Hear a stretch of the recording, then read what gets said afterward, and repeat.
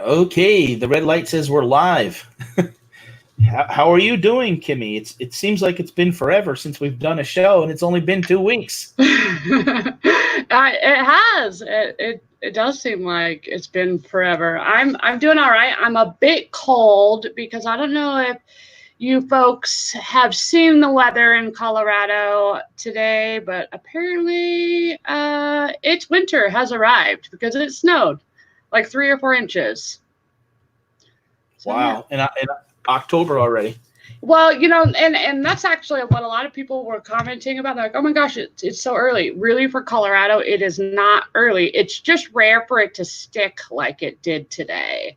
It does snow this time of year. It just usually doesn't stick to the ground, but it was pretty shocking. I mean, there were like 100 car wrecks this morning within a very short period of time because the storm just kind of came in and wreaked havoc real quick, and people for some reason forget how to drive in the snow. They remember though very quickly. Yeah, but I'm not looking forward to the winter already. But this is Thursday Night Live. I'm your host this week, Patdees, and this is Kimberly, Borderline Hoarderish. We've been doing this show. I think this is the 28th show we've done now. We bring on people that are on YouTube and reseller and sell on different platforms and make a living really doing stuff online. So if you want a real quick, I noticed the background now is a little bit different. There's little red buttons on the profiles. I do see that. Yeah, so that's they've been changing some things with StreamYard. So, when they do it and then you go live, you're like, what's that? Right. If you want to introduce real quick some of the people that are in the chat before we bring our guest on. Yeah, sure. All right, who we got here? Hello, Marie. How are you? The Shamrock Pixie. Hello. Perla, pretty Perla. Hello. The Bargain Effect. What's up, Tommy? Key Lime Kisses, Gina. Abraham Scott. Hello, welcome. DuPage Picker. Greg, good to see you. Beautiful Tiffany, Eat Sleep Amazon. Hello, darling. Hope you're doing well. I feel like I haven't talked to any. I'm getting a little excited right now because I feel like I haven't talked to anybody forever. I mean, really, I kind of have it in the world of YouTube. One day is like, it's kind of like how middle school relationships worked out. If you were dating for 2 days, that was like in the real world months. So the same thing applies to YouTube. If you go missing for a couple days off YouTube, it's like months in time. Four-eyed hustler, hello, welcome. Train watch Dawn. Speaking of trains, the train is going by my house now. Big Red, what's up, Joshua? Craig, hello, sir. I see Jeremy, Four-eyed hustler. Did the interview already happen? No, we just started the show at about a minute or two late. Side Hustle Network, Chaz and Trista will be out here in about a minute or two. We always like to welcome in the people and say hello before we kind of get into it. So, all right. Well, we're gonna bring in Chaz and Trista from Side Hustle Network. And welcome, guys. I think our box is in here. Hello, people. Hello, welcome. Hi. How are you guys doing? Phenomenal. Good. It's been kind of like a super quiet but productive day. Yeah. We had all four of us in here working at one point, but no one's really talking because we were all just in our grind mode today. So it was great. Got a lot done. I know. I looked up and I was like, "Hey, who drank my coffee?" And then I realized it was me. I appreciate you guys coming on the show. I think people don't realize that when you guys live Washington. Oregon, just south of there. Yep. South, right there, right. So it's 6 o'clock your time, so we're interfering with dinner time. It's okay. Our eating schedule is so far beyond what normal should be. Right? Yeah. Dinner is sometimes at 10 o'clock. Yeah, it just depends. I think we've gotten a lot better since we have we have to feed kids now, so we have to be a little bit more routine with it. Yeah.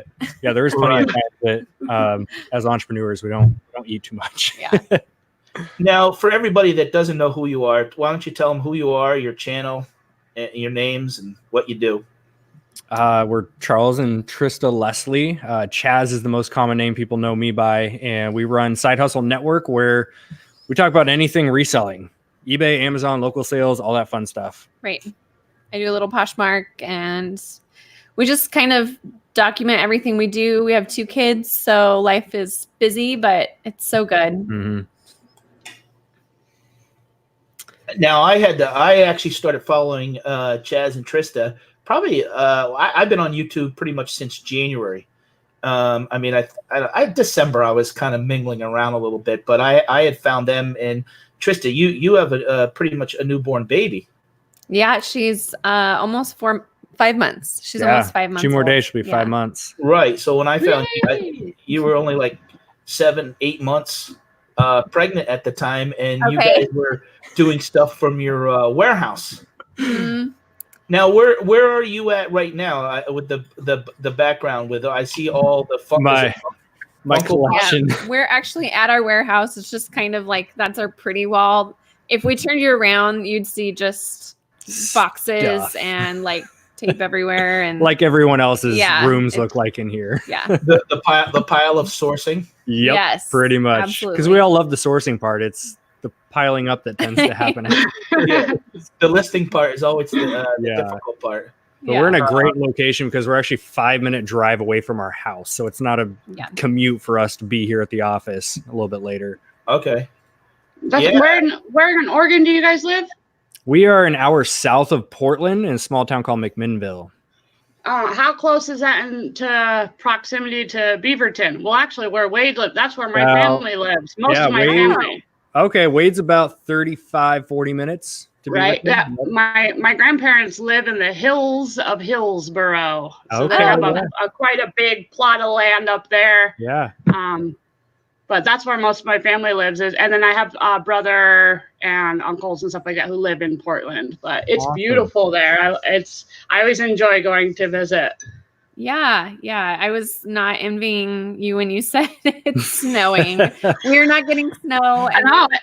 Hoping we don't snow. Right? Has me California dreaming with this snow going on. Right. I dream of Florida all the time. I'll be down there. I don't know. Do you guys ever get down to Florida or? Not as often as we should. Often, We've got a good friend that lives down there, so I'm due for a trip down. Probably looking at like February-ish. Yeah. I think that'll be fun.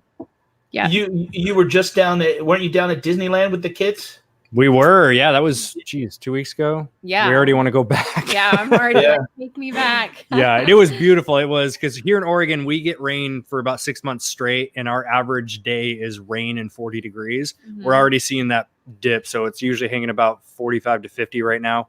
And so we got to escape that for a little bit. It's 87 degrees at Disneyland for the 3 days we were down there. It was phenomenal. It was great. Yeah. Yeah, I know. You were posting pictures and stuff with the kids and stuff. And yeah, my Instagram, like people follow our Instagram for reselling content. And I warn them ahead of time, the next 5 days, it's Disney. So just don't watch us for 5 days if you don't like it. Parades and heroes, so you might want to tune out if you're. I'm the same as you. We have a local amusement park called Knoebels here in Pennsylvania. And, Chaz has been to Pennsylvania. I had the opportunity to actually meet him in July. Yeah. Why don't you tell what you came out to Pennsylvania for? We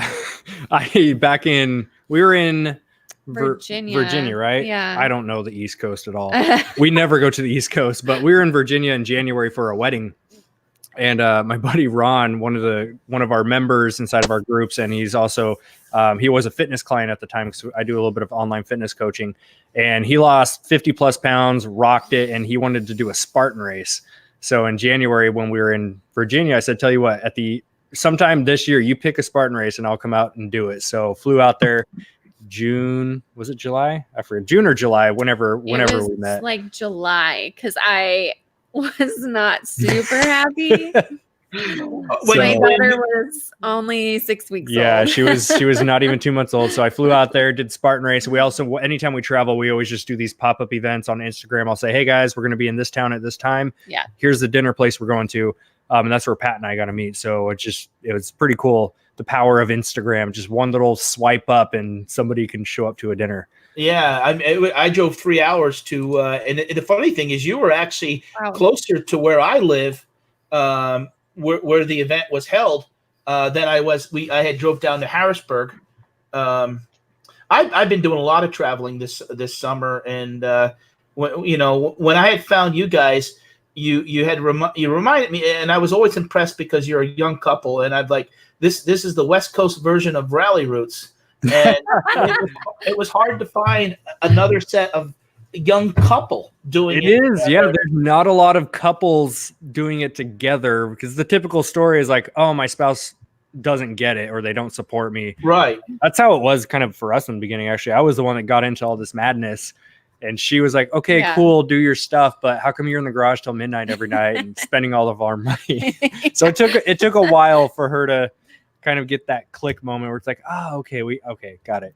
Yeah, for sure. Yeah, so it's hard to find couples that truly are in it 100% together. Mm-hmm. Right, and that are so positive and see even YouTube and what you're doing as a business, tying that all in together. Mm-hmm. Now, where'd you come up with the name Chaz? Have you always been Side Hustle Network? No, we've gone through a few. Actually, yeah, no. We've gone through a few different name changes, and we eventually landed on Side Hustle Pros, and that was it for about a year and a half. Ran into a trademark issue by someone else, so we ended up having to change that. I'm kind of glad we did, because we ended up with what I feel like is the true brand we're trying to build. Is we're always talking about networking, the power of having a network. Yeah. And now with everything that we've created and we continue to grow with our community base that we have, people get plugged into our channel or our groups, and you're getting plugged into a network that can help support you. So that's kind of where that all came from. Yeah, it's way bigger than just Charles and I at this point. It's really never fun been to about watch. Us. Yeah. Like we started our YouTube channel just as a way to document our own journey and just put it out there. And it's accountability for us too. I think people miss that part. It's not about us just giving all of you guys tips and tricks and advice. It's about us having our own accountability as well. And that really took shape when we both decided to grow this thing together. And it was never about us. It's always about the community. Right. Hey, real quick, I want to thank Pac-Man. Justin. Yeah, for the $4.99 super chat. I greatly appreciate it. I just got monetized. I think it was back. I think it actually was in June. Yeah, because so a couple weeks right before I met you, I had hit the 1,000 and hit the watch time. And Justin was one of those guys that I found in your room as a moderator. Mm-hmm. And I actually had the pleasure to meet him when I went down to Nashville for the meetup that they did in August that was hosted by Scott the Bearded Picker and Phil. Very cool. Okay. And the next day he was there, and we did a live, because I was doing for a while the Late Late Show on Saturday nights. And he was down there, and I said I wanted a bunch of them to come upstairs because it was too loud downstairs in the room, and we would have rotating guests, and he's never been on a show. And they said, oh, I don't think he's going to do it. I said, oh, come on, he'll do it. So I said, hope they stay. Some of the guests stayed on the camera. I walked down to the lobby. He was down there. I said, come up. He goes, what do you want? I said, I want you to come on. And he did it. And, it's great. That's one of the big things I like about social media is meeting people like yourself, and just the networking aspect of learning. When I was out there with you in July, and we were only together maybe an hour because it was just for a dinner. Yeah, we really didn't get to talk much shop. But that same day, then I was connecting with Jeremy from What the Hells. I don't know if you know them or not. They do storage units and stuff like that. And so it's been great, networking with all these different people and channels and learning. Now, you sell a program too outside of just selling online, or no? No. Yeah, we could have dropped a program and a course and all that stuff. I've put together little FBA courses and stuff, but it's all 100% free on our YouTube channel. But the paid stuff we do instead of a course is we do have a private VIP group. And we also run a daily OA list. So it's online arbitrage leads for Amazon sellers. Okay. And those are the only two services that we run. We don't blast marketing. We don't shove it down people's throats every single YouTube video we do. You guys don't do mentoring or nothing like that? Not necessarily one-on-one. I do want to do the mentoring and the one-on-one thing down the road, but I feel like we need to have more sales under our belt to have more experience and credibility for it first. Okay. Yep. So now what is your to understand your business model, Chaz? Because I know that you open it up sometimes and you even have people come to the warehouse. Mm-hmm. Like, without getting into your numbers, we don't need to know that, is like what percentage is online, what percentage is what is your business model? Because it's used to do this full time, right?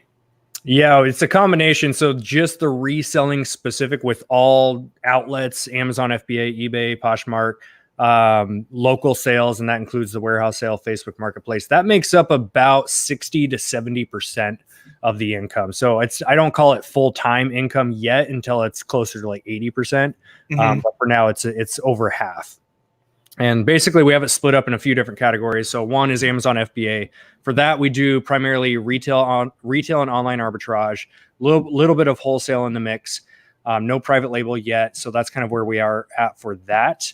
And then for eBay, we have 2 eBay storefronts. So it's kind of like his and hers eBay collide going on. I do a lot of the electronics, vintage toys, the hard goods.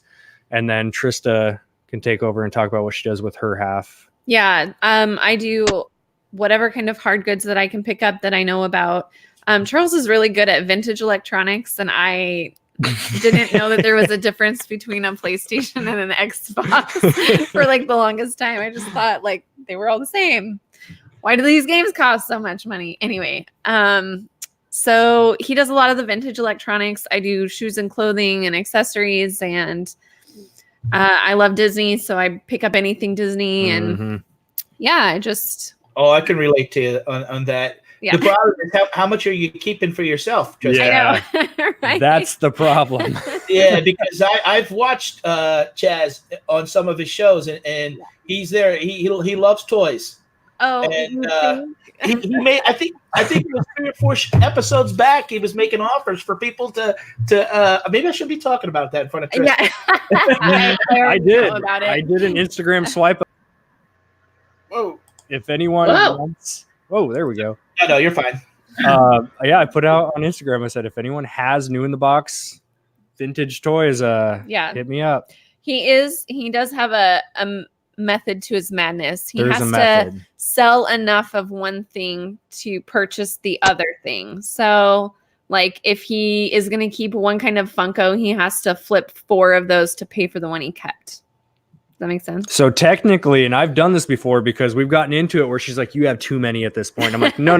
Yeah. And I'll open up our accounting and I'll show raw numbers based on how many Funko or vintage toys I've flipped. Everything back here is literally free for me at this point. It's already been paid for by those flips. And that's how I get away with it.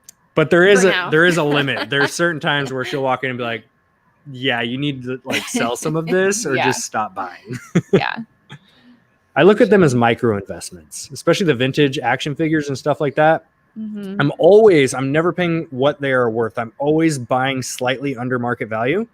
That way, the day I do decide to sell them, I'm absolutely going to make my money back and then some. So micro investments. There you go. I like toys too. I'm with you on the toys thing. I've actually luckily kept a lot of things. Well, maybe I should give my dad the credit. He kept most of my toys as a kid and then gave them to me when I was older. I've passed down some to my son, but he's 8. So he's actually fairly good about like taking care of his toys. But there's a lot of, I always say, the most money in our entire house, really, not that I want anybody to come rob us, but is in Brandon's room with all those toys, man, because it's crazy how much money there is in plastic. It's like, it's plastic, Legos crazy are gold. Yeah. I always tell people a good way, a good way to figure out something to sell is just to look at your kids and see what they're into, because They know what's trending. They're the ones that want it. So I'm with you on the toys though. Never been into the Funko Pop thing yet, but it's a beast. It's a different world. Now, I mean, obviously now it's a little bit tougher than it was a few years ago, because a few years ago they didn't make nearly as many as they do now. Now you have to know exactly which ones to go for, and you have to flip them quick if you're going to do the flip game with them. Yeah, that's what I'm worried about, is that they're going to be like Beanie Babies. They kind of are. They are the Beanie Babies of today. Yeah, I mean they're most of them around here are around $8 retail. But I just get worried that I did buy a couple last year at Walgreens exclusive, and I sat on them for 6-7 months. Yep. And then all of a sudden, in the same day, I sold the same ones. So I don't know what was going on. And they were different people, collecting them. Have Chaz, since you like toys and stuff, have you ever done a special show on just collectible toys? Not yet, and it's in the works. It's on my to-do list for videos, primarily because I didn't get into them heavily until about a year ago, and it's just been this slow ramp up where I haven't dove in all the way, but it's just month after month I get a little bit better with sourcing, a little bit smarter with what to buy, right? Especially if you don't know about the toy category, it's you open up the toy section on like Facebook Marketplace or Craigslist, or you go to garage sales and you find these bins of toys and you don't know what to pick out. So it's slowly gaining more and more knowledge, but I feel like I'm to that point where I can finally start to give back a little bit more info and do a show on it. And there's so much too, there's so much to know about Star Wars versus Ninja Turtles, and I feel like you could just learn for a really long time before you're able to really talk about these things. Yeah, and the tough part is you have toys as a category, but then, let's get into toys. You have the current day and age toys that kids are into, and you can quick flip those for, 15, 20% ROI. But then you have the section I love, which is the vintage action figures. That's where you get into, that's the main category now. Break it down into which theme are we talking here? Star Wars, Ninja Turtles, etc. Okay, Ninja Turtles. Big difference between the 1988s through 92s versus the 2005s and beyond. Right. Well, it's like it goes deeper every single level. Even when you break it down into 1988 Ninja Turtles, okay, cool. They made 10 in that year, but some of them are called soft head versus hard head. And that it just keeps going deeper and deeper levels. And the more I've learned about those categories, the better I've gotten at sourcing, because then I'm able to go see them a lot quicker in stores. And whether I'm Facebook Marketplace and negotiating, it's been awesome. Plus I get to fulfill my 90s kid. Right. I just wanted to find a way to go back to my childhood and make a few bucks doing it. So it's I want to thank Donatello real quick, $4.99 super chat, because I value great friends. So thank you. I appreciate it. She's so sweet, Donna. Such a sweet lady. I really appreciate the super chats, because as a smaller channel, you're just not getting enough views on your videos to really make any money from it. So the only money you really make is from super chats. It's so true. It's like being a waiter, and you're not banking on those wages. You're banking on the tips that are given. Right. Exactly. That's a good way to look at it. I didn't even think about it like that. Yeah, especially when you first turn on that button to monetize.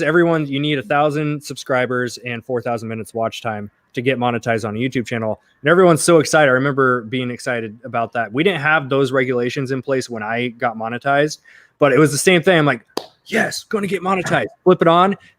Wait a month. I'm like, well, where's the YouTube money I keep hearing about? Slow. When did you hit 1,000 subs, Chaz? I'd have to dig back. We've been running our YouTube channel. December 3rd will be 4 years. Oh, okay. I want to say within 6 weeks. Wow. But there's a but, because I don't want people like, oh my gosh, Chaz made amazing videos. My videos were not that great. They still are not that great. But what I did in the beginning, especially, and I still do this, is I'm finding it's supply and demand. Back when I got into the first couple, I think I was 3 weeks in. If you go back and watch our first video, I was 3 weeks into Amazon FBA and this whole reselling world I had no idea about. When I decided, you know what, I'm going to make videos and just post them up on YouTube and just document our journey.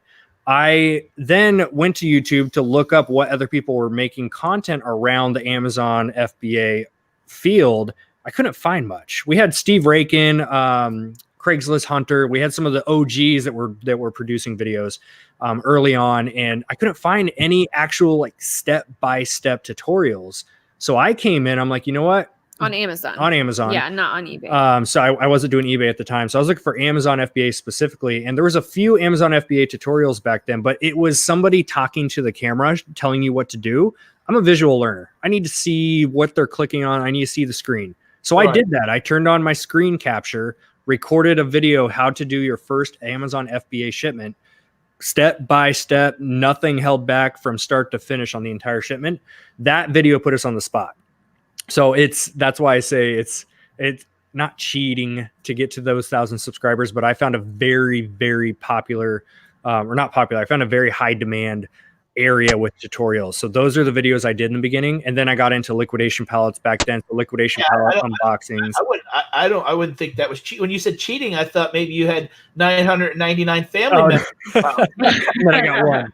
No, yeah. Cheating was the wrong word. It's definitely, I found the demand quick. Right. And now it's a little bit different because 4 years into it, there's a lot more resellers and there's a lot more resellers making content on YouTube trying to grow their channels. Nothing wrong with that, but you have to find different angles and twists. Like right now, the big one is retail arbitrage for Amazon. You no longer can just make random retail arbitrage videos, right? You have to get specific, very specific methods, tutorials, step by step. You have to get specific to get those views because retail arbitrage videos 4 years ago, there were none out there. So I did one and that video has almost got 1 million views on it now because I was the first one that blew that category up. And then now, of course, there's more. So you have to get a little bit more detailed with the actual titles and keywords, stuff like that. Now, do you use creative? Or creative too. Yeah. What percentage of your online sales is Amazon?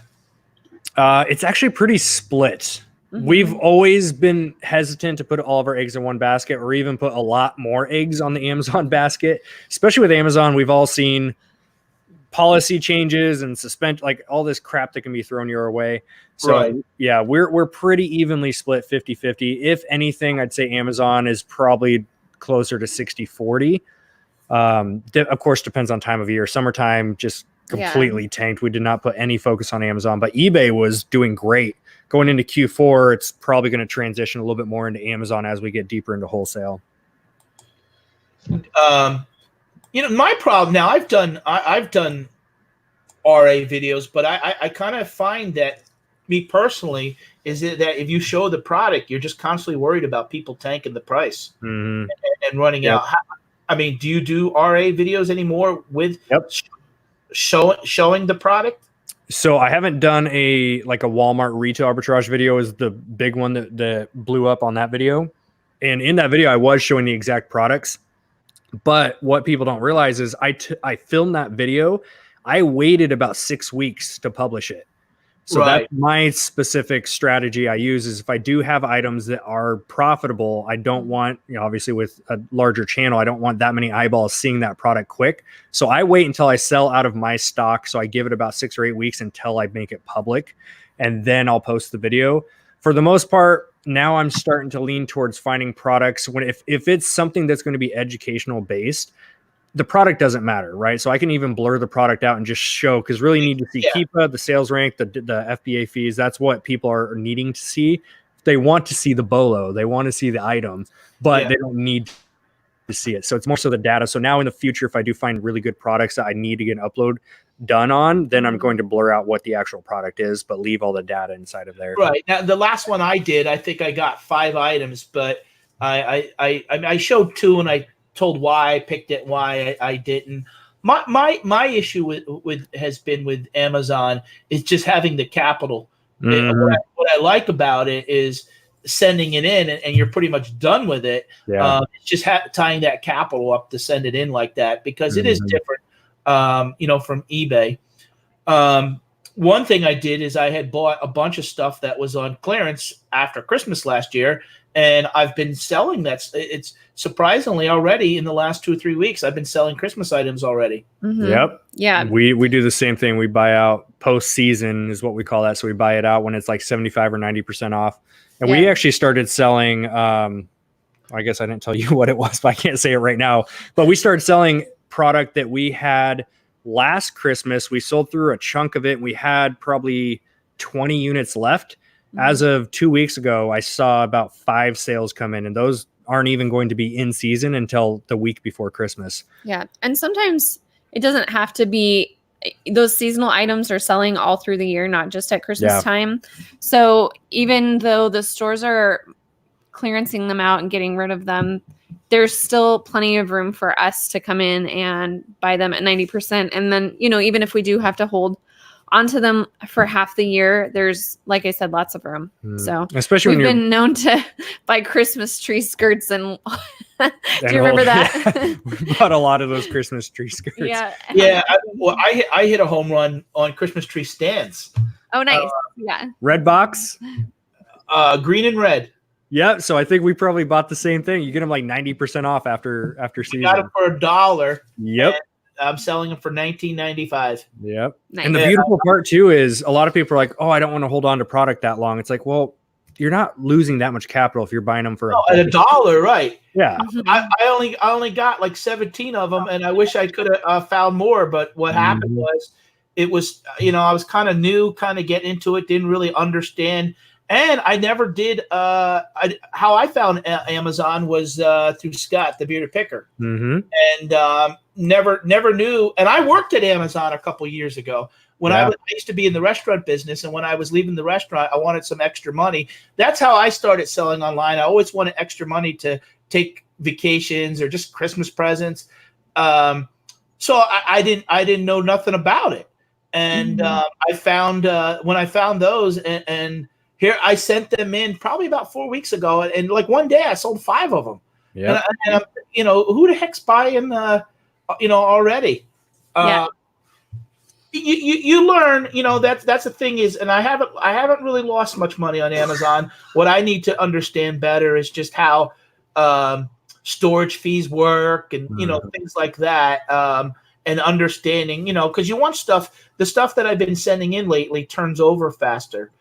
Now, it seems like both of you are into the buying part and understand really what's being sold. It's not so one-sided, where I notice in some couples where the husband maybe be doing the buying and the wife is doing the shipping or the invoicing and stuff like that. With you two, it really seems like you're really sharing the buying and everything together. Yeah, I think we kind of bounce each other out a little bit. Sometimes I'll be like, why'd you buy this?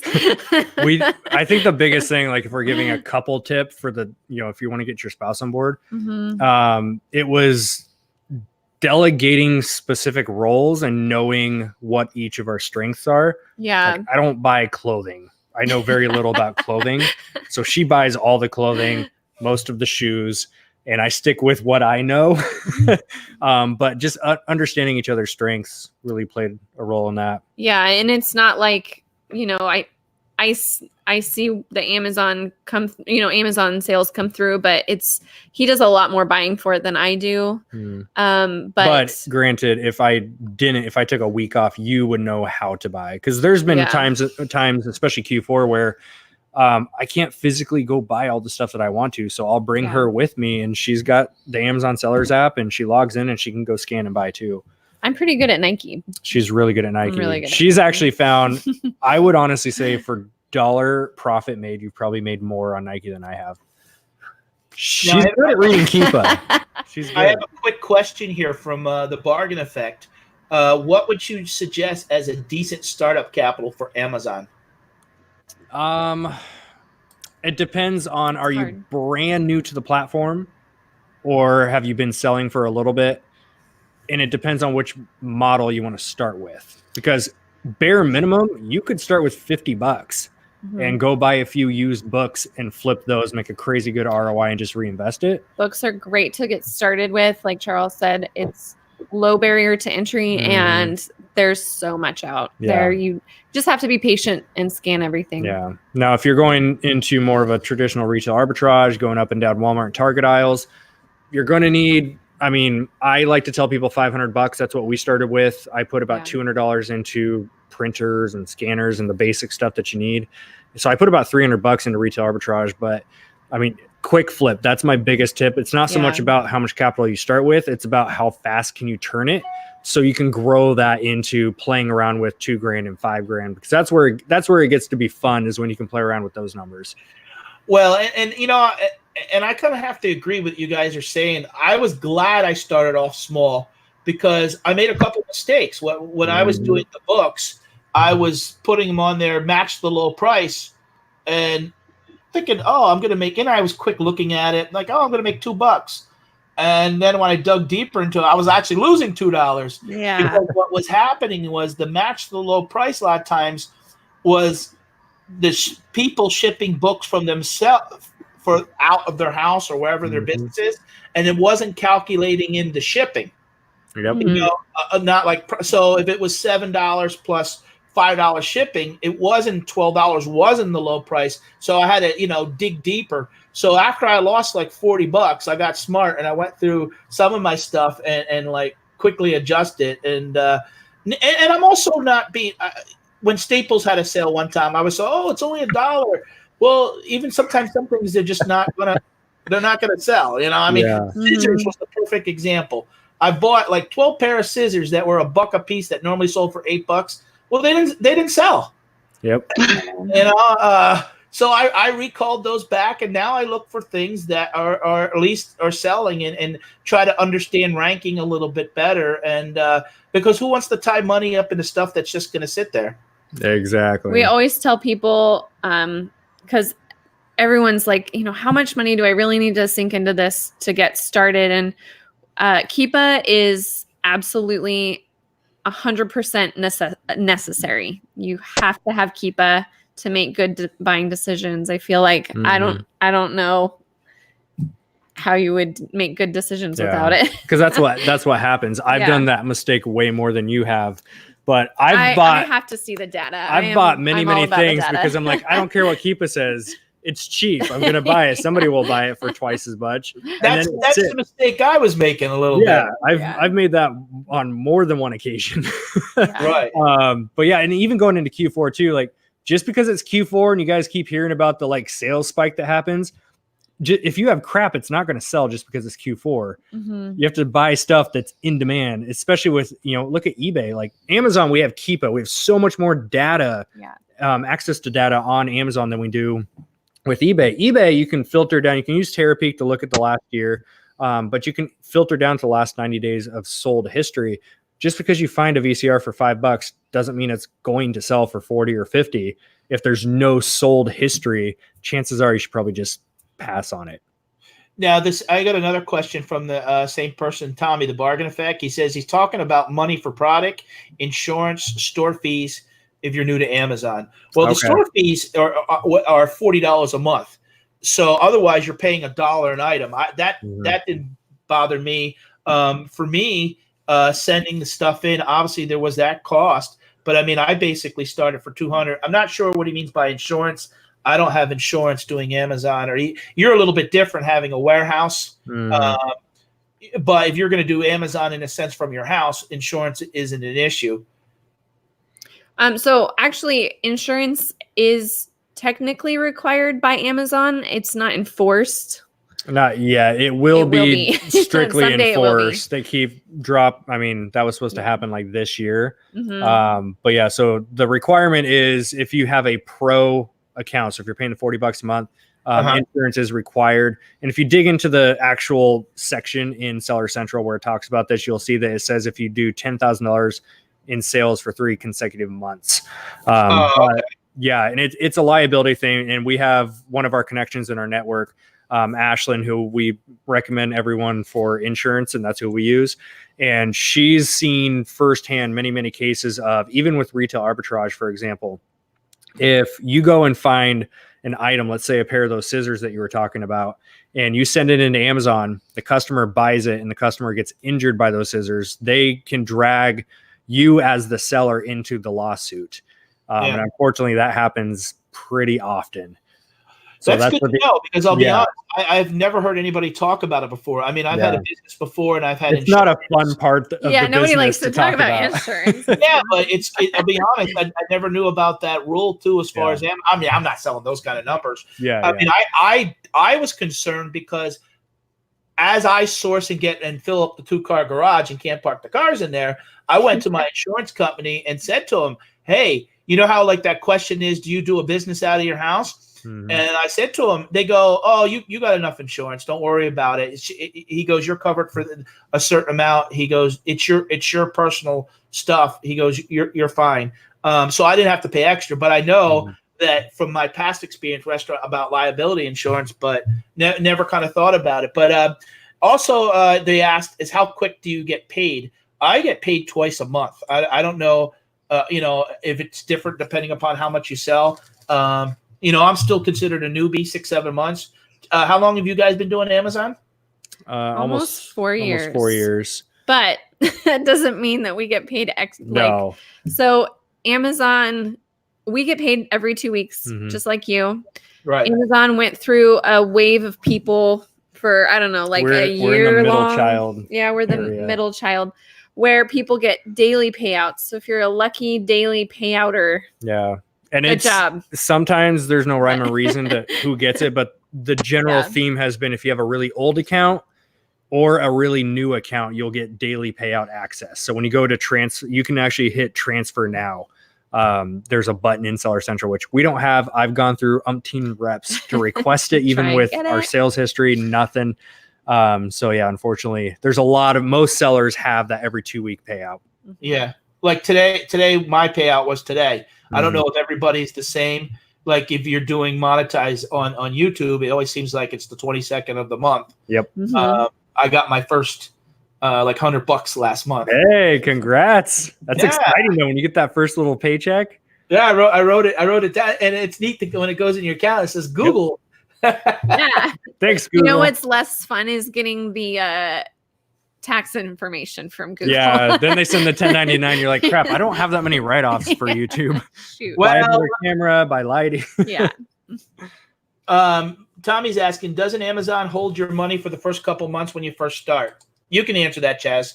Not everyone, but there's definitely, I feel like, so lately there's a pretty hefty wave of them temporarily suspending people that are brand new because they want to see a bill, a utility bill, and that bill has to match your exact address that's on file with Amazon and all this stuff. And I've definitely heard of them holding on to people's money. There is something called not so much for newbies, but there is something called a velocity review as well. This is where if they see a big spike in sales, they'll hold that money. And I've seen people that have had their money held for up to 90 days. And you can't recover any of that until they're done doing the review. I've had money held, and it seems like things that are highly returnable seems like they get, like I sell brand new boots. Yep. And when they sell, they're sometimes $200. So they'll hold that money for 30 or 40 days. Yeah. I don't worry about it because if the boots were sitting in the warehouse not sold, I wouldn't have the money anyway. So as long as they pay me, I don't care. Yeah. I don't have, it's not big for me. I don't rely just on, one thing, but yeah. And we're the same way. That's why earlier I mentioned we're pretty split 50-50 with it. Just that's why we came, another portion to Side Hustle Network was we never will rely on one source of income. We love multiple sources, multiple side hustles, multiple streams. Yeah.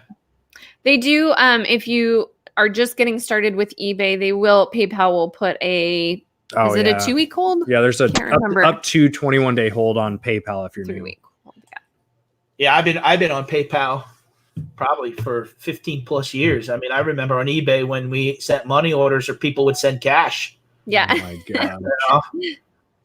You didn't know who you were dealing with or what you were getting, but I never had I think as a seller, you got to realize sometimes that if there's something wrong with it, there's something wrong, and would you buy it? So sometimes you got to learn to take, like my son, he sells online. He'll get mad because, someone said there's a crease.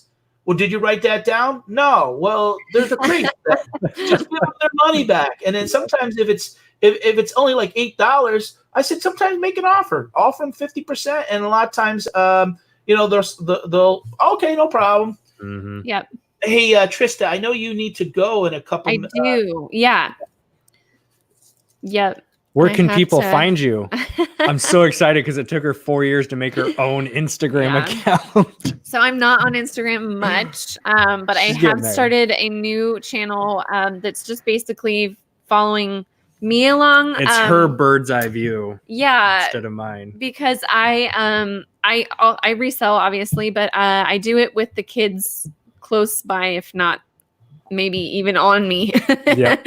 So Charles does a lot of stuff here at the warehouse and a lot of sourcing, which is really great. But I have made a channel just for kind of targeting working moms and hoping to encourage people that are just feeling overwhelmed. It can be really overwhelming to try and get work done when you have little kids. Our kids are 5 months old and 4 years old. So I can't wait for full day school, but we're not there yet. Yep. So what's your channel called? Oh, yeah, I should tell you. It's called Real Life Leslie's. Yeah, that's me. And that you have, so that's real. And on Instagram, the same thing. Yeah, just on Instagram. Okay. Mhm. Now, Chaz, you're going to be able to stay with us a little bit longer, right? Yep. But thanks for having me on. I enjoyed getting to hang out with you guys, and thanks to everybody in the chat. Yeah, thanks for hanging out. Sorry I didn't talk too much. I've been letting the chat know that my son is a little off his rocker this evening, so I've been having to mute. I'm sure you all hopefully understand. Absolutely. Yeah, have a babysitter tonight, or else you would have heard all Yep. kinds of. There's a reason we can't do live shows with them around anymore. Well, normally it's not Yeah. usually a big deal, but I don't know if you guys saw him fly by the screen. He thought he was being real funny. Flash in the screen and run That's out. what But makes this stuff fun. If anybody's catching the replay afterwards, I'll put Trista's channel in the description. I have their side hustle network in there, so I'll put it there. I didn't know she had a channel herself, but I'll make sure because someone just asked about it. And, great. Yeah. Thanks so And maybe much. one day you can have a challenge between you and Chaz. Ooh, Yeah. Thrift Wars. Maybe you come up like, when he does these crazy events where he gets all muddy, you come up like you're coming out of the woods or out with mud and camouflage on or something. Right? Yeah. Good. All right. Well, thank you so much for having me. And thank you, Trista. Everybody just stay because Chaz is staying. Stay here. Y'all are stuck with me for a little bit. I feel like I need to apologize now. No, Chaz, do you want to say bye to her a couple minutes? I could take you off screen or Bye. Bye. We did the swapping of car keys and who's got the car seats, and because I'm picking up the kids after this. you're not going to have to hitchhike or walk home or call Uber, I hope. I don't know. There's been a couple times where actually it's more so on me. I've gone out sourcing in Portland, which is an hour away, and realized I took the second set of car keys too. And I've had to I was in there for maybe 20 minutes. I had to turn around, drive back home to give her the keys. That's more so on me though. She's never done that to me. Hey, Jeremy from What the Hells has a quick question. Are you into real estate also? Not yet. That's definitely going to be one of the next big side hustles though. Didn't you talk about, and if I'm wrong, just correct me, because I don't watch every video, but I've watched you several times, as you know. Did you talk about doing a gym or something also one time next door? Yeah, there was supposed to be a gym going next door. It wasn't my gym as much as I would love to own one. I just don't have the time to manage that. So I was going to be helping out because my background is some personal training stuff. So I was going to help them get equipment. Right. I remember that. Yeah. I can find crazy good deals around here for equipment. And I'll also start doing little boot camp classes in there a couple days a week. Cause that's one of my passions. I don't need to get paid for that. I love helping people in that aspect. Unfortunately, it did not work out with the owner. And the space got taken up by another business. So someone beat him to it, which I was a little bummed out about because that was my passion release is to go over there. Is that right next to where you're at, Chaz? Yeah, literally on the other side of this wall. Okay. What kind of business is it? So now it's the people that took over. I haven't met them yet. They've been moving in literally just this week. And from what the landlord told us, it's another e-commerce business and they have an underwear brand. that they developed. So I haven't gotten to get in there and see what they're doing. I don't know if it's private label, wholesale, what they're doing, but obviously same business model. So I'd love to go meet them and see what they're up to.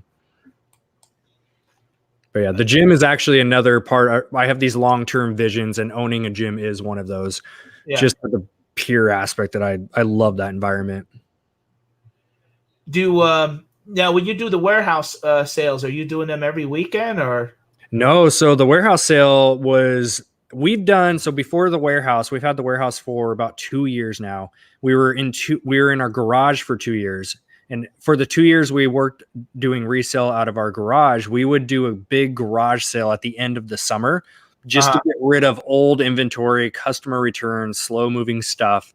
And we did really well with that. So when we got the warehouse space, we thought, you know what, let's do the same thing here. Let's open up the doors and do an indoor garage sale to get rid of all of our customer returns and extra stuff, or stuff that I maybe have listed for $12 that I would see $6 after fees and shipping. Not exactly worth it at that point. So I might as well sell it for $5 or $6 here locally. So that's how it started. And we had like 200 people come through here, which I was shocked by. So then it started rolling in my head. I'm like, what if we did this again next month? And we did it again the following month and sold out of everything. And so that was a good problem to have. Then I thought, what if I can find product just for the warehouse sale? Because I know my average sell price is between $5 and $7. If I can source product for $2 or $3, it's not huge profits per unit. But if I'm able to sell through, if I sell through several hundred items every single day or for a whole weekend, that's going to be good money. So we've now ran 6 of those warehouse sales. We do it the first weekend of each month. That reseller Rabbit guy, he just did a sale. Yep. I don't know if you know who he is. Oh yeah, of course. Yeah, I love his stuff. And he was like in 3 days, he did like almost $5,500. Just he's got way more stuff than we have. He's a beast. Yeah. So man, it kind of wakes you up to the opportunities out there. Now, where are you primarily sourcing this stuff that you sell in the warehouse? It's a combination. I'm keeping they kind of open up this different avenue, because when I'm out in thrift stores, Goodwills, garage sales, I used to never look at the lower dollar stuff. I just wanted stuff I can sell online for 20 plus. But now it's opened up my eyes. So I sold a lot of stuff that we had previously, but we're out of garage sale season now because of the rain. But over the last 3-4 months, I've stockpiled all this inventory that I was buying for underneath $1 a lot of times. So garage sales was a nice funding source. And now I'm actually buying overstock liquidation pallets. So various wholesale suppliers, websites that you guys can use and snipe auctions of these overstock pallets, whether they're shelf pulls, customer returns, depending on how clean you want the load to be. We've been messing around with that too. Of course, the buy cost is a little bit higher. Some of this stuff is $3-4 per unit to buy. So then I have to sell it for $6, $7, $8 to make it make sense for the numbers. But so far we've been doing pretty well with that. And that's how the whole thing started. And then we actually have, there's a doorway where basically our main entrance comes through an extra 400 square feet, which used to be just, it's its own little shop looking cutoff. So it's not part of the warehouse, but it's attached to it. And it used to just be storage. And then we thought, okay, we're doing well enough. Let's try to throw a whole bunch of the clothing in there. And that's where Trista's clothing passion kicked in. So she runs mainly clothing out of there on the weekends. Yeah, we had, everybody, wants to write off clothing. But I tell you, we had in our area, the Goodwill had everything was $1 except new items. Oh, man. Like Halloween items or things that they bought that they're sort of become a little bit section of the, like a Dollar General. Yeah. No, Chaz, there were people lined up. They said an hour before. I stopped there and I bought $35 worth of stuff. And I could only really get into the one store. And there were people, it took me an hour to get out of the store. People, it was a good way for them to flush out inventory. And their cost is free. Mm-hmm. And they easily had to do 15,000, 20,000 per store. That doesn't surprise me at all. So, you get, I don't know, do you buy storage units at all? No, shockingly. One, I have access to Wade and his brain. He lived 40 minutes from me. I have not gone into it because we never did the warehouse sale before that. And I had no desire to go clean out. You guys know storage units. You have to buy all of it, right? You can't just cherry pick the good stuff, which I love to do. I love to cherry pick and leave the trash.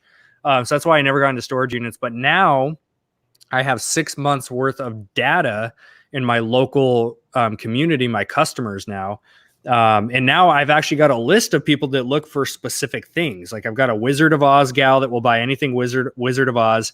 I've got a Star Wars guy who buys all my Star Wars. I've got a Lego. Like I've got all these people now, furniture people. So now I've been wrapping my head around the idea of doing some storage units because I have an avenue to sell it at. So it has been something I've been pondering lately.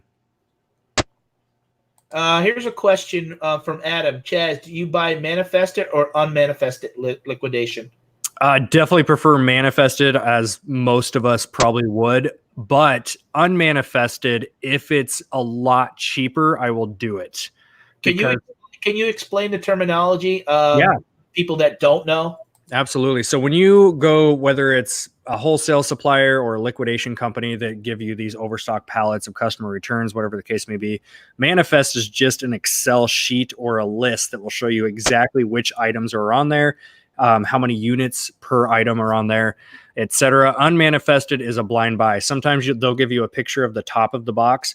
You don't know what's in there. It could be garbage. It could be a bunch of Legos. Right. Yeah, definitely would prefer manifested. Of course, it's going to be someone, they had to pay employees to go through and create that manifest and count everything. So it does cost more per unit. So that's where the beauty in unmanifested, you can get stuff really cheap. So I've done a few of them and my buy cost was under $1 per unit, which even on garbage, I can sell a lot of stuff for $1 and at least get some money back, which we've done. And then I'm looking to bank most of it on the good stuff. Have you seen Wade? He's done some big yard sales. Yeah, I so I was out of town because he hit me up when he was doing his first big one. He rented out that side lot. It was like 2 acres. Yeah. I had to catch his video after he posted it, but no, unfortunately, I didn't get to make it up there for that. He did really well. Yep. I mean, so if you have a place to store it, and he, let's say you get 30 units.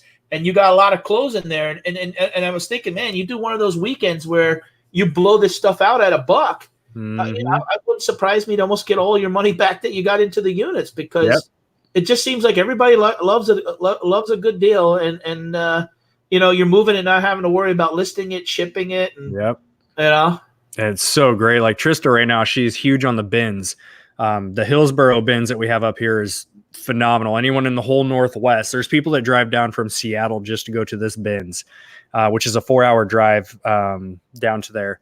And it's per pound. And you're typically, for one top, like a women's top, you're looking at, I think Trista said her average buy cost was between like 60 cents, somewhere around there, about the 60-cent mark.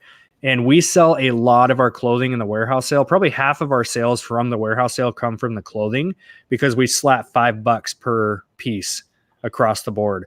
Jeans and jackets are a few dollars extra. They're heavier, so she has to pay more per pound. But for the most part, we do really well in the clothing, just selling it at $5. Well, and you don't have any employees, do you? Do you guys? We have 2 part-time. Yep. Oh, okay. Yep.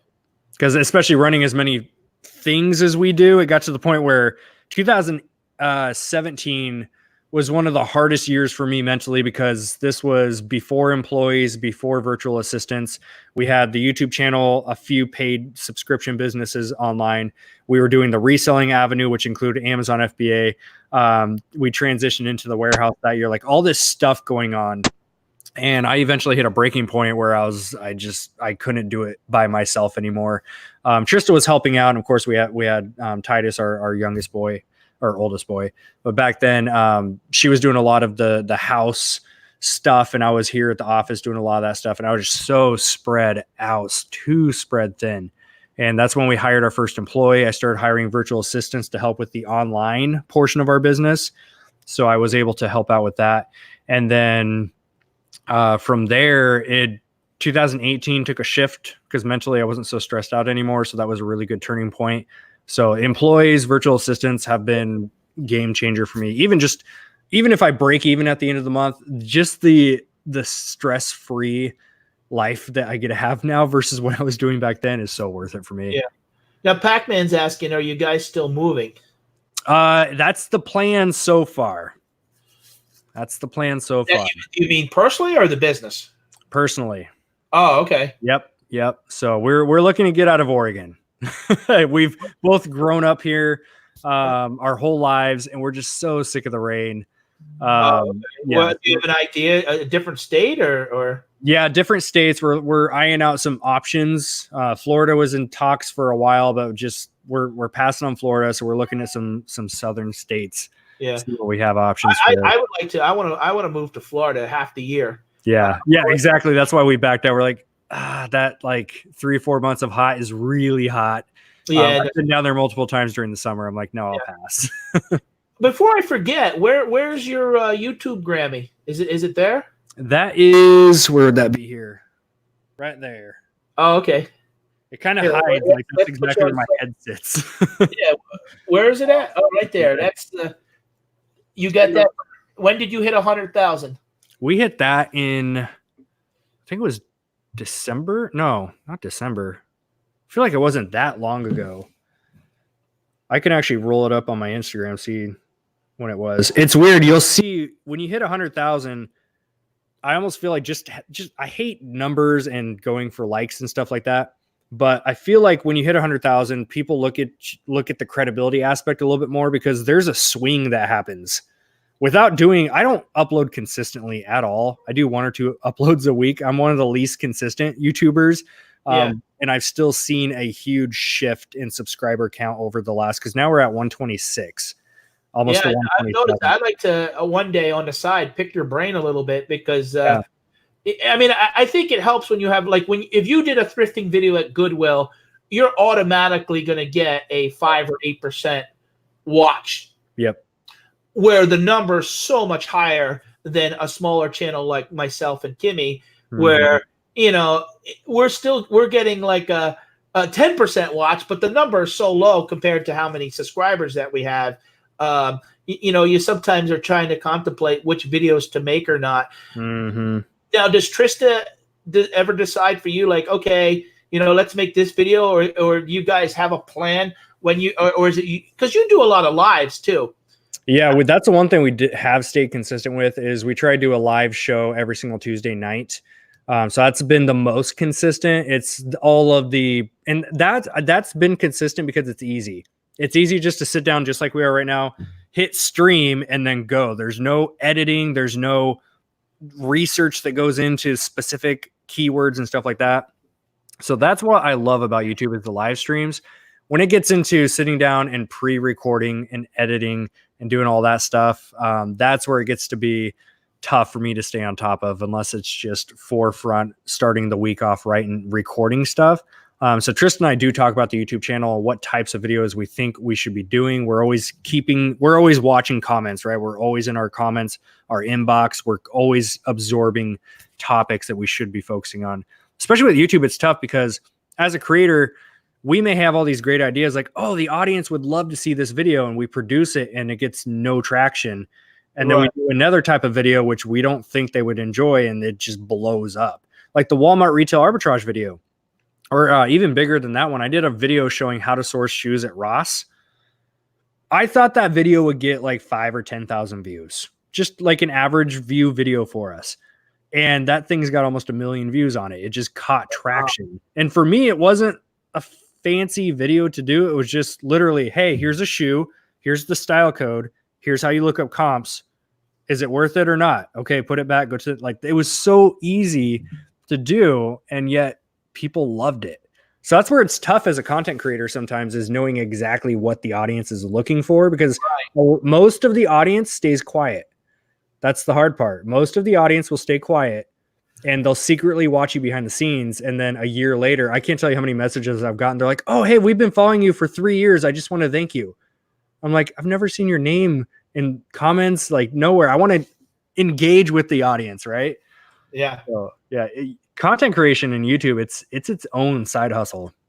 There's a lot to learn with it. It could be a little frustrating sometimes because this is why I talked to you about the toy video, because it seems like that you got to kind of come up with things that people are going to Google. One of my most viewed is how to make money buying and selling sports cards. Yep. And every day it gets views. Yep. And then sometimes you'll concentrate on something like a thrifting Goodwill, and you're like, and it'll die out, and it kind of doesn't make, you're trying to figure it out. And that's where an example like I brought up earlier, you have to get specific, and that was a very specific keyword, right? It's just like someone going to eBay and typing in for a specific type of shoe. They're not just typing in Nike Metcon.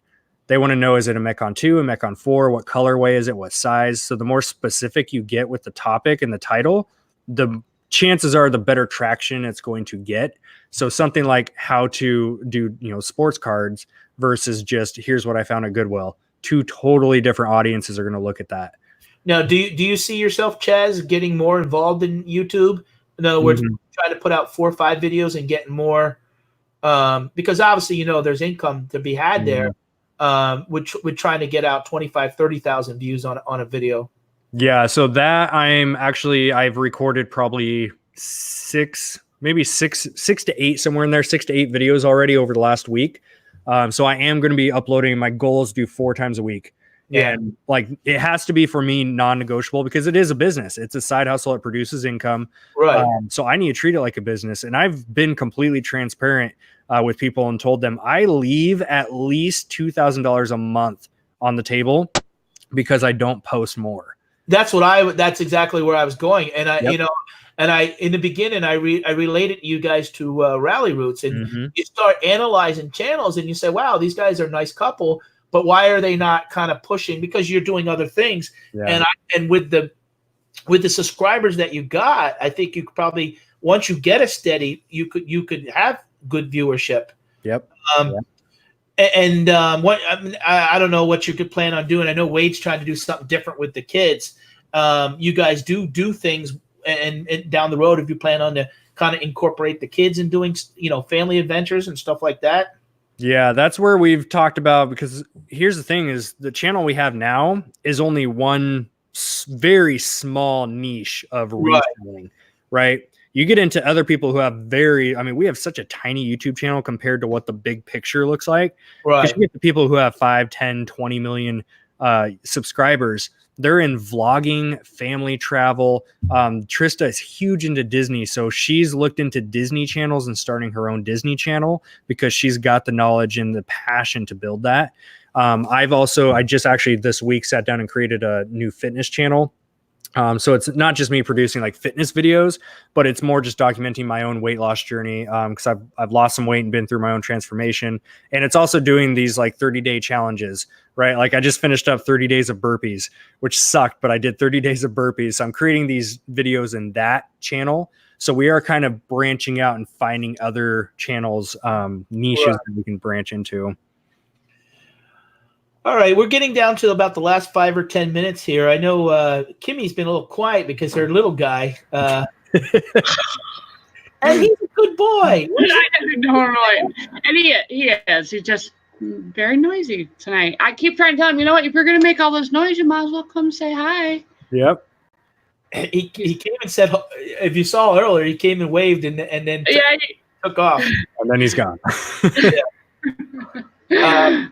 Kimmy, do you have any of your questions that you like to ask? I don't have them on hand, but I'm actually a question that I have. Oh my gosh, my son is so loud right now. Brayden,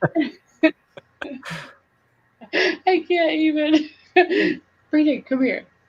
You're gonna be that loud. Come say hi. You're excited for the. You can see a silver button. She loves people with silver buttons on YouTube. The last warehouse sale we just did over this last weekend, there was this about 9-year-old boy that came in, and he literally was looking around, and we set up a table right in front of here because this stuff is up for sale. It's just not going to be garage sale pricing. So he was looking at the stuff, and he wasn't impressed by any of it, but he saw the play button, and his arms literally went, "You run a YouTube channel? what's your name? And he would like, you knew everything about YouTube buttons. He's like, if you get to 10 million subscribers, you get this color. Like yeah, that's how my son is. He knows all the colors. He always asks when if he hears that somebody's a bigger channel, if they have one of the buttons, the YouTube buttons. But yeah, he's a little distracting this evening, so I apologize. You really are a wealth of knowledge for sure. I was trying to remember when I first started, and it's been a minute since I've really watched actually anybody. Yeah, I'm doing my own, grind and hustle here in Colorado. But let me touch on that real quick because I do this too. There's absolutely nothing wrong if everyone doesn't watch everyone else. Everyone is always like, hey, do you follow this person? I'm like, I honestly watch very little YouTube. Like myself, there's a few people that I'm diehard fans of and will continue watching, and then I'll catch other people's videos as I have time or like think about them and want to catch up on their content. But yeah, don't ever feel bad because you don't follow everyone all the time. Right. Well, it gets hard, and it depends really on what I'm doing. I mean, even Pat kind of knows if he calls me during the day. I'm usually running around. And he used to ask me, what are you doing? I'm like, Pat, I'm doing the same thing I do every day, putting the dishes away or flying in dishes. I know there's always something. That's just kind of how it is, and kind of has to be. But I will put people up depending on what I'm doing, multitasking. It's hard though, because sometimes there's people that you really want to listen to every word that they say. So you want to sit down and actually watch it. But yeah, and it's tough to do that. Yeah, I know. I mean, you guys got a lot going.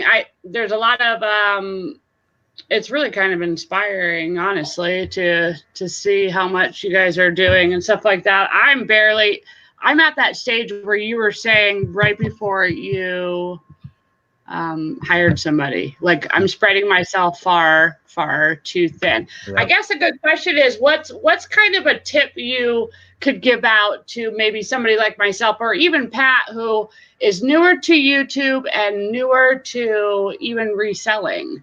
What's some good tips that maybe you wish you would have known in the beginning? I know Wade always says, I wish I would have filmed everything. Like that's what I wish I would have filmed everything. Yeah. Is that in regards to a new reseller building the YouTube side or building the just even YouTube or reselling in general, or both is fine. Yeah, I mean, it's the typical stuff. I wish I was more consistent. That's for sure. I treated this thing like such a side hobby for the first. It's funny. I feel like the 2 years we built it out of our garage were the 2 years that we really didn't try much. The second we had to pay overhead rent in a warehouse space, that's when we kicked our butts into gear. And it's like, well, crap, I got to make up an extra amount of dollars now. So I wish I was more consistent in the beginning. That's for sure.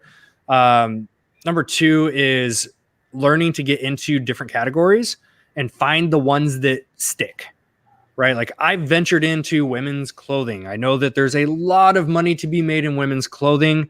I don't doubt that one bit. I see Trista do it every day. Women's clothing is not going to be my jam. I don't enjoy it. I have no passion for it. And if I don't have passion about something, I'm going to have a hard time staying consistent, especially with researching and like going through the newbie phase of not knowing anything.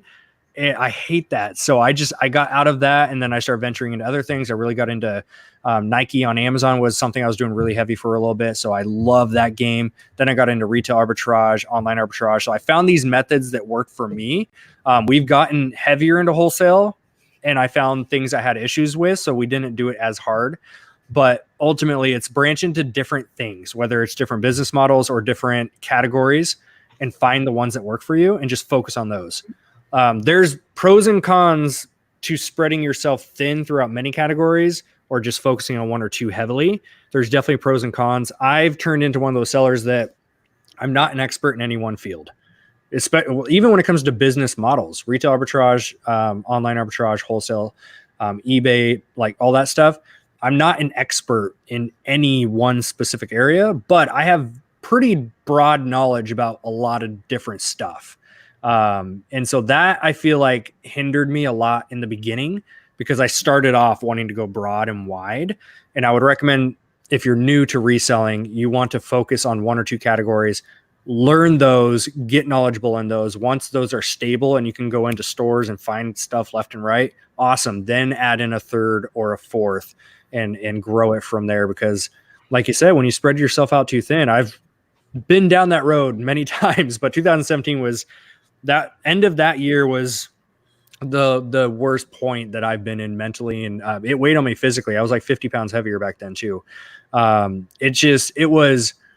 It was a nightmare to go through that. So if you're in that space where you're just spreading yourself too thin, you've got to find those things that are going to help you get out of that spot.